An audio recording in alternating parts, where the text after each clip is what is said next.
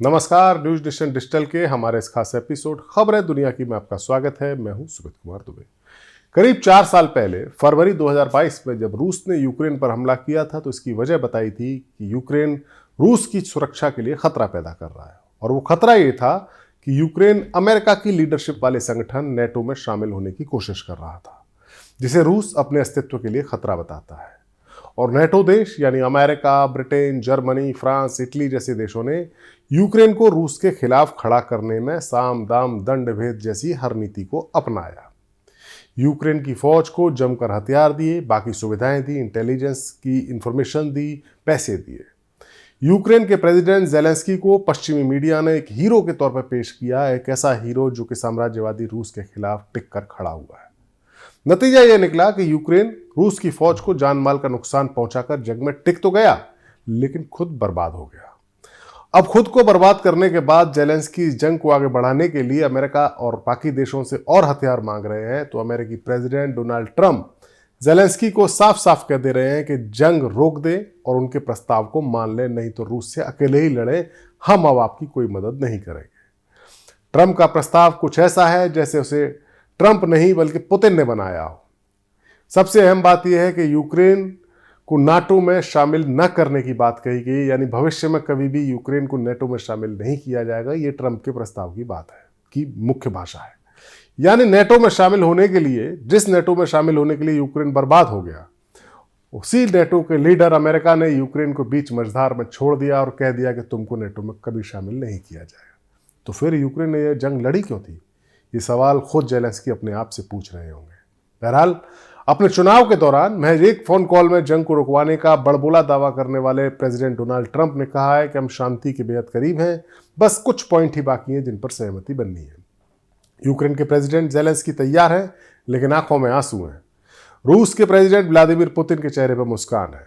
Europe के leader सोच में डूबे हैं कि क्या ये शांति का दरवाजा है या युद्ध का एक नया जाल है। पीछे लौटते हैं। 24 फरवरी 2022 को रूस ने यूक्रेन पर हमला बोला था। टैंक घुसे थे, मिसाइलें बरसी थीं, फौजी मरे थे। रूस ने क्रीमिया पर पहले ही कब्जा कर लिया था 2014 में।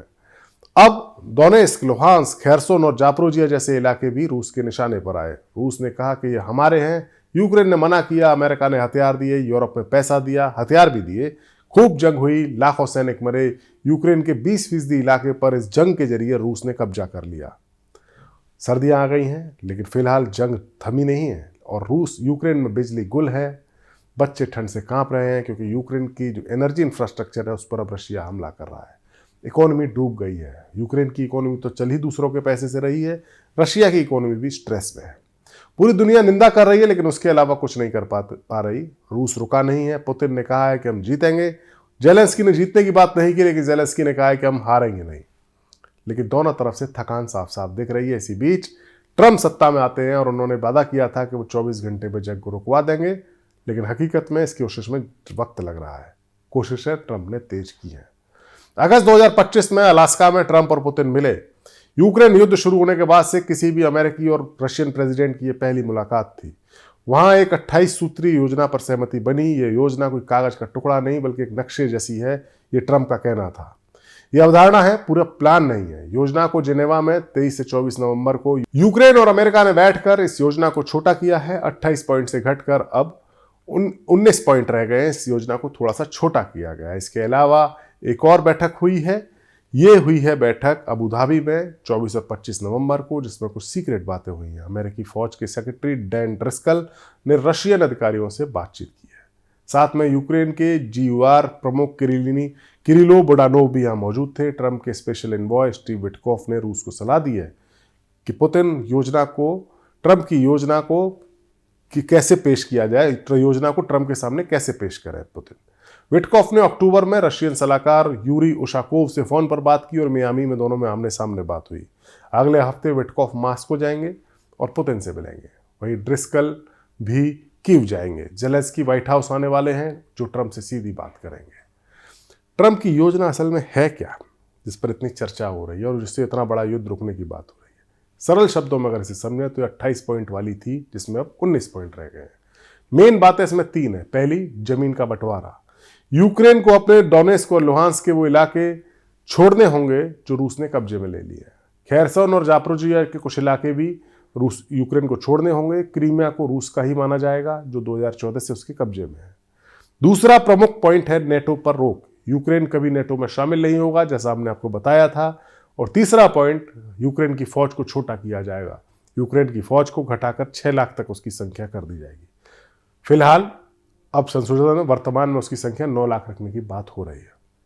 इसके बदले में सीमा पर एक बफर जोन बनेगा, हथियारों पर रोक लगेगी, अमेरिका सुरक्षा की गारंटी देगा, युद्ध अपराधों पर माफी की बात भी हटा दी गई है। योजना में यूक्रेन की संप्रभुता का सम्मान है, लेकिन रूस की मुख्य मांगें पूरी की गई हैं। ट्रंप ने कहा है कि नक्शा है न कि कठोर योजना। रूस के विदेश मंत्री सर्गेई लैवरोव ने कहा है कि अलास्का समझौते के अनुरूप है, बदलाव इसमें न किया जाए वरना सब कुछ बिगड़ जाएगा। अब ज़ेलेंस्की की क्या मजबूरी है? वो कहते हैं कि हम अमेरिका के साथ हैं। रूस अमेरिकी ताकत को सबसे ज़्यादा मानता है। यूक्रेन अकेला नहीं लड़ सकता, ये बात तो सब जानते हैं। ज़ेलेंस्की भी शुरू से जानते थे। अमेरिका ने अब तक अरबों डॉलर दिए, हथियार दिए, यूरोप ने भी मदद की, लेकिन अमेरिका का वजन भारी है। ज़ेलेंस्की ने जेनेवा में योजना को सही दिशा में जाने वाला, एक डायरेक्शन में जाने वाली बात कहा, लेकिन ज़ेलेंस्की के दिल में डर है। वो कहते हैं कि सम्मान के साथ हमें शांति चाहिए। यूक्रेन के फैसले यूक्रेन लेगा। एक यूक्रेनी अधिकारी का कहना है कि संवेदनशील मुद्दों पर ट्रंप से ज़ेलेंस्की बात करेंगे। ज़ेलेंस्की की मजबूरी है क्योंकि यूक्रेन और रूस के युद्ध में रूस मैदान में आगे बढ़ रहा है। ज़ेलेंस्की की सरकार पर भ्रष्टाचार के आरोप हैं। उनके 2 मंत्री इस्तीफे दे चुके हैं। सेना थक गई है। सर्दियां हैं, बिजली का संकट है। अगर अमेरिका ने साथ छोड़ दिया तो फिर ज़ेलेंस्की की हार निश्चित है। ज़ेलेंस्की 24/7 काम कर रहे हैं। व्हाइट हाउस में विजिट का उनका प्लान है। वे यूरोप से भी अपील कर रहे हैं कि रूस शांति नहीं चाहता, लेकिन हम कोशिश करें। ट्रंप की योजना पुतिन की हर मांग को मान रही है। पुतिन को जमीन मिलेगी, डोनेस्क और जापोरिजिया तक। क्रीमिया पर पुतिन के कब्जे को कानूनी मान्यता मिलेगी। यूक्रेन का नेटो ज्वाइन करने का सपना चकनाचूर होगा। यूक्रेन की फौज कमजोर होगी। पुतिन कहते हैं कि यह अच्छा आधार है। क्रेमलिन के प्रवक्ता दिमित्री पेस्कोव ने कहा है कि बहुत ही अच्छा प्रस्ताव है। पुतिन ने एक डिग्री जारी की थी जिसमें 2036 तक कब्जे वाले इलाकों में 95% रूसी भाषा और संस्कृति थोपने की बात कही गई है। ये जंग की जीत का एक प्रमाण पत्र होगा। रूस पर सैंक्शंस कम हो सकते हैं, अर्थव्यवस्था सुधरेगी, G8 में उनकी वापसी होगी। पुतिन अपने देश में एक हीरो की तरह उभरकर सामने आएंगे, जिसने इतने बड़े युद्ध को, नेटो के इतने बड़े समर्थन से लड़ रहे यूक्रेन वाले युद्ध को भी हारा नहीं बल्कि जीता। विटकॉफ की सलाह से वो ट्रंप को प्रभावित भी कर रहे हैं। अबू धाबी में सीक्रेट बातें हो रही हैं जो उनके हक में है। अब ज़ेलेंस्की व्हाइट हाउस जाएंगे, विटकॉफ मॉस्को जाएंगे। ट्रंप कहते हैं कि कुछ पॉइंट बाकी हैं, लेकिन रूस ने मंगलवार रात को जापोरिजिया पर हमला कर दिया। 7 लोग घायल हुए। 40,000 लोग बिना बिजली और पानी के शांति रह रहे हैं। शांति की राह अभी भी मुश्किल है। अगर शांति हुई तो लाखों लोगों को राहत मिलेगी। यूक्रेन फिर से बच सकेगा और यूरोप से चैन की सांस ले सकेगा। लेकिन अगर बातचीत टूटी तो जंग लंबी चलेगी। पुतिन मजबूत होंगे और यूक्रेन टूटेगा। दुनिया देख रही है कि किसी दूसरे देश के भरोसे जंग नहीं लड़नी चाहिए, चाहे वो देश एक शक्तिशाली देश अमेरिका ही क्यों ना हो, क्योंकि यूक्रेन ने इस पर भरोसा किया और आज यूक्रेन टूटता हुआ नजर आ रहा है। हमारा वीडियो आपको कैसा लगा? कमेंट सेक्शन में जाइए और अपनी राय हमें जरूर दीजिए। नमस्कार।